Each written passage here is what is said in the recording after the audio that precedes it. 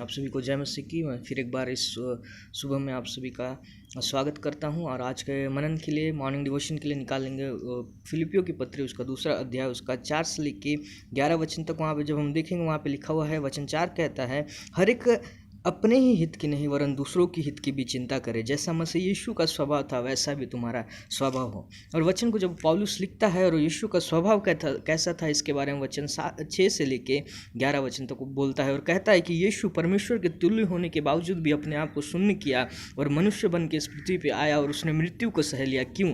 क्योंकि वो अपने हित के नहीं, हमारे हित की सोचता था। और हम देखने पाते हैं मेरे प्रियो कि परमेश्वर होने के बावजूद भी जो है यीशु मसीह आपके और मेरे हित के बारे में सोचता था। तो पौलुस इस उदाहरण को देखकर फिलिपियों की कलीसिया को सिखाना चाहता है। वचन 4 में जैसे हमने पढ़ा कि अपने ही हित की नहीं वरन दूसरों की हित के बारे में भी हम सोचें। मेरे प्रियो, जबकि आज हम लॉकडाउन में हैं, आज हम परेशानी में हैं, बहुत सारे लोग हो सकता है जिनके पास शॉर्टेज है, जिनके पास कमी है। क्या हम सिर्फ अपने ही हित के बारे में सोचते हैं? क्या हम अपने पड़ोसी के हित के बारे में सोचते हैं? हमें इस बात को आज सोचने की आवश्यकता है। क्या हम अपने पड़ोसी के हित के बारे में सोचते हैं?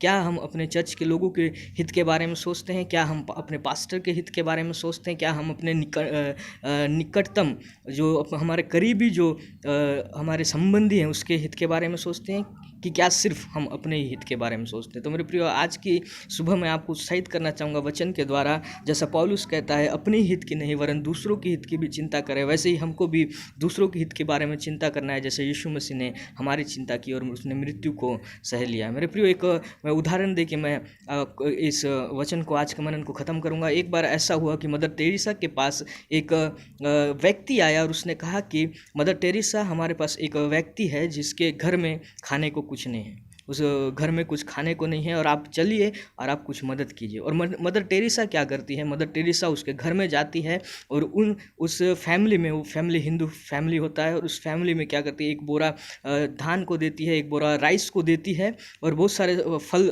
और सब्जियों को देती है। लेकिन वो क्या देखती है, आश्चर्य की बात यह है कि वो जैसे ही उस चावल को देती है, वो तो इस हिंदू स्त्री को देखती है कि उस चावल से उसने क्या किया, अपने उस चावल को आधा निकाल कर वो कहीं बाहर चली गई, वो स्त्री कोई बाहर चली गई। और मदर टेरेसा सोच रही थी कि ये स्त्री कहाँ गई।